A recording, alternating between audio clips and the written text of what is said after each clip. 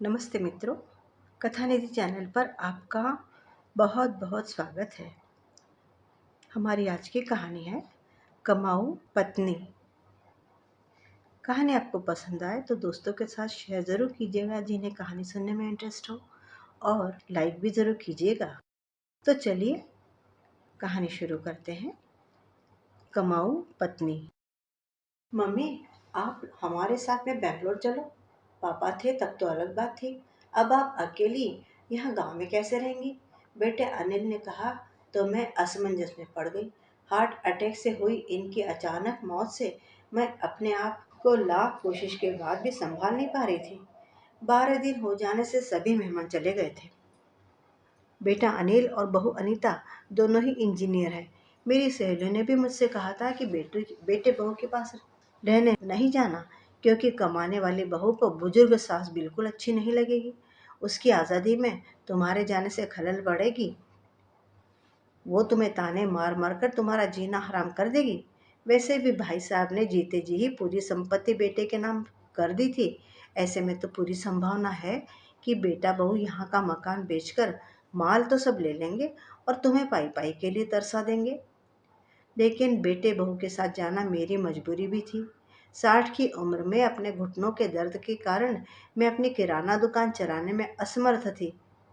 इतने में ही अनिता ने फिर कहा, मम्मी जी बताइए कि कौन कौन सी साड़ियाँ रखनी है, मैं आपकी सूटकेस पैक कर देती हूँ।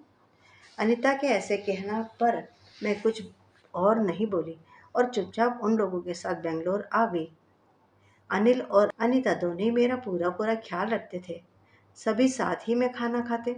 अनीता मेरी पसंद के हिसाब से खाना बना देती थी।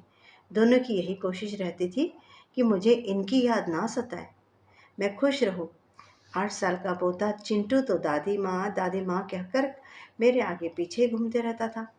मैं कोई भी चीज़ के लिए बोलती तो वो चीज़ मुझे बराबर ला कर दे देता। ये सब देखकर मेरे मन को बहुत शांति मिल रही थी।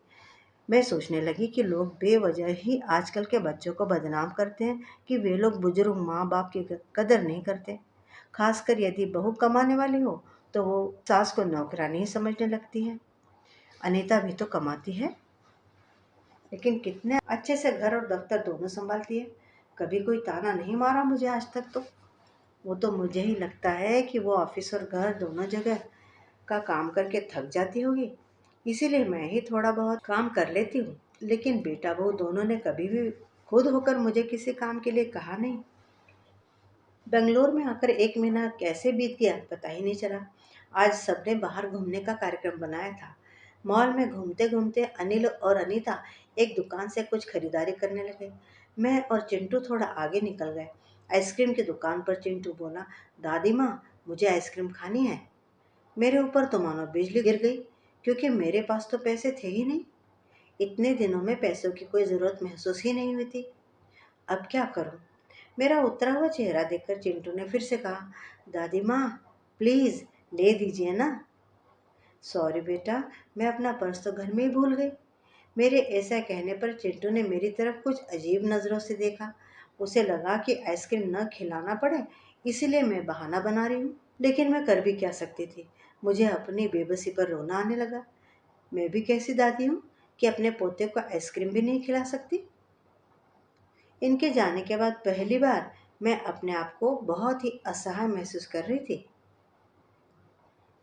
हमने बाहर डिनर किया।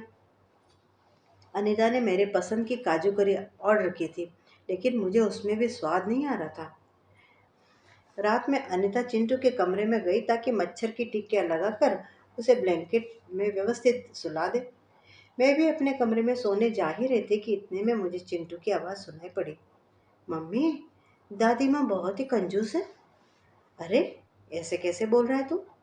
हाँ मम्मी, आज मॉल में घूमते वक्त मैंने दादी माँ को आइसक्रीम दिलाने को कहा था, तो उन्होंने कहा कि वे अपना पर्स घर में ही भूल गई।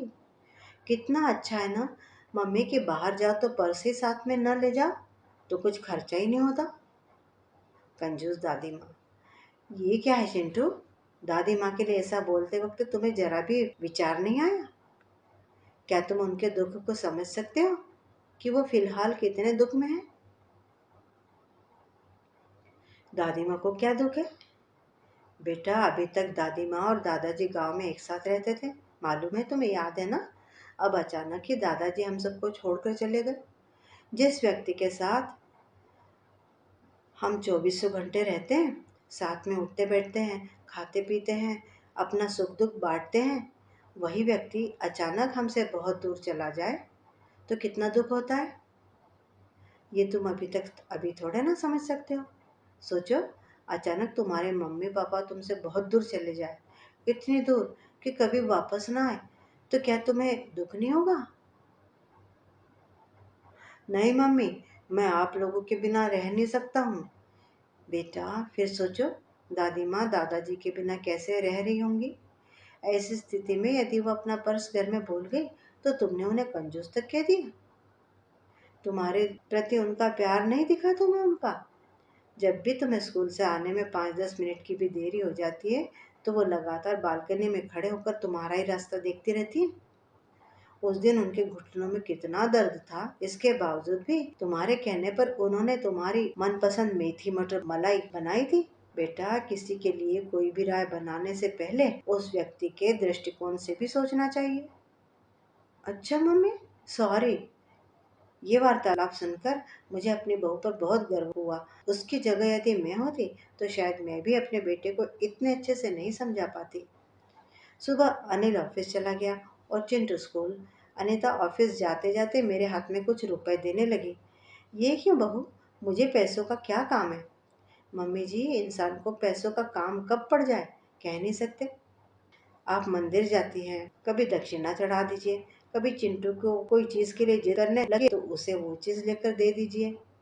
लेकिन बहू, मम्मी जी, यदि ये पैसे अनिल आपको देते तो क्या आप मना करती? नहीं ना, आपकी बहू भी कमाती है, तो फिर आप अपनी बहू से पैसे क्यों नहीं ले सकती?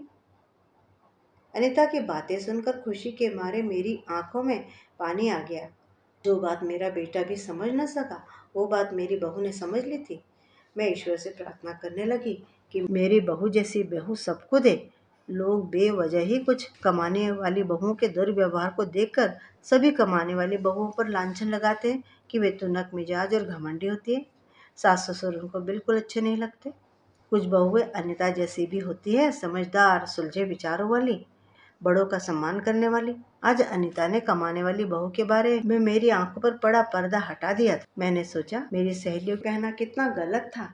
अगर मैं उस पर भरोसा कर लेती तो मेरी बहू जो इतनी प्यारी है, इतनी समझदार है, मैं उसके बारे में गलत राय बनाकर वहीं बैठी रहती अपने गाँव में। मित्रों, अभी आप सुन रहे थे कहानी कमाऊ पत्नी। आपको कहानी कैसी लगी? मुझे उम्मीद है कि आपको कहानी अच्छी लगी होगी। एक लाइक और अपने विचार कमेंट करके ज़रूर बताइएगा कि क्या सभी कमाऊ बहुएं ऐसी होती हैं। अगर चैनल को आप अब तक सब्सक्राइब न कर पाए हों तो ज़रूर कर लीजिएगा। मिलती हूँ जल्दी ही एक और बढ़िया सी कहानी के साथ। तब तक विदा। आपका दिन शुभ हो।